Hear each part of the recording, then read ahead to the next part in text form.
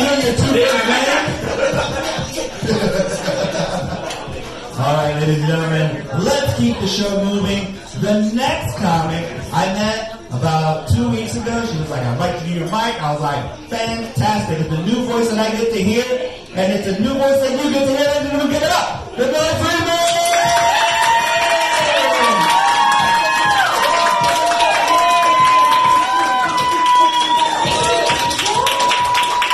Thank you. I'm the one who brought half the audience. Like,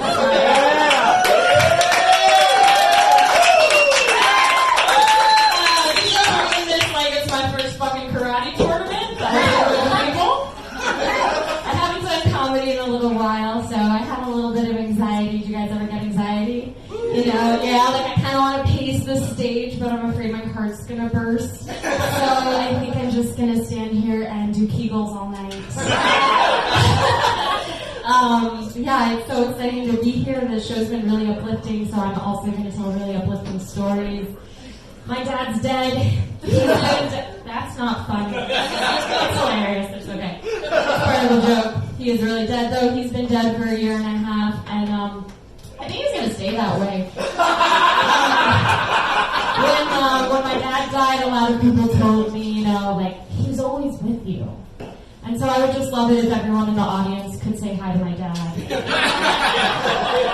My dad's always with me, and so at this point, he has now seen all of the L Word and all of Great British Bake Off 2 times over. Poor guy probably thought I was doing charity work all day. When my dad died, it was a really scary experience, and I don't think I ate for about 3 or 4 days. And I have never looked so good in my life. I can't even imagine how good I would look as an orphan. You guys didn't come here for that. You came here for uplifting stories. So I'll tell you that about 10 months after my dad died, something started growing in me. It was a tumor. Thank you. God bless you for laughing. I was very nervous to do that, but that's the truth. I'm a breast cancer patient. And I know what you're oh, sure, fucking sure for that. Great. Pink ribbons, everything.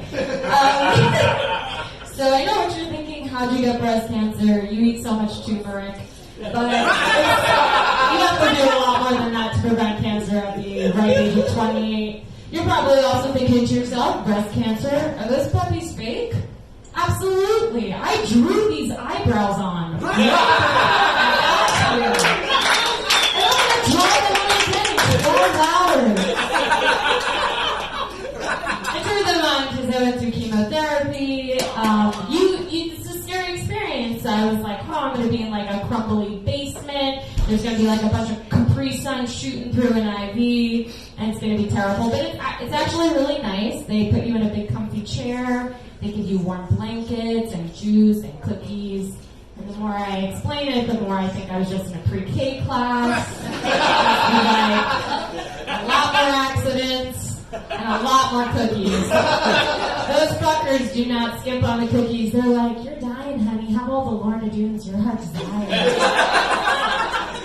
It's super fun. I had a double mastectomy, and I'm now living proof that men will hit on anything even without nipples.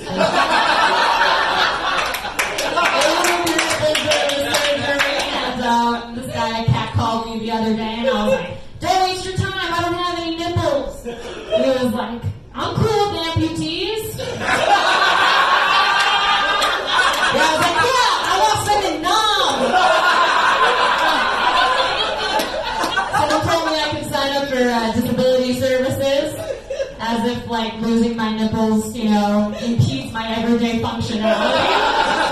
Like they did the surgery and they were like, yeah, we're gonna have to take away your license because we just don't know how you're gonna reach the pedals anymore.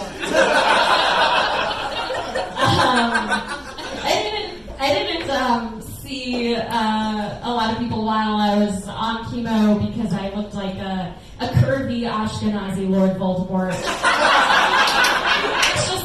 It's just not something that you want to go after.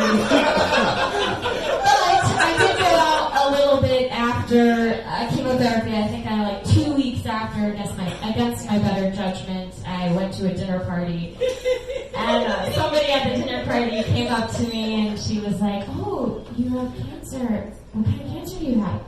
I was like, "Yeah, I have breast cancer, but it's stage 1, so hold your prayers." And she was like, "Oh, my aunt had cancer."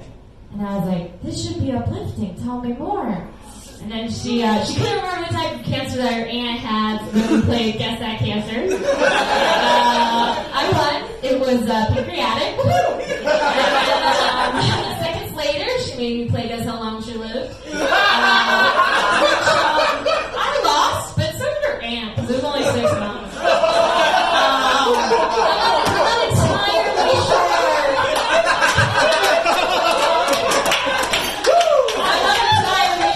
This woman wanted to compare her dead aunt to a surviving cancer patient, but apples and dead oranges, am I right?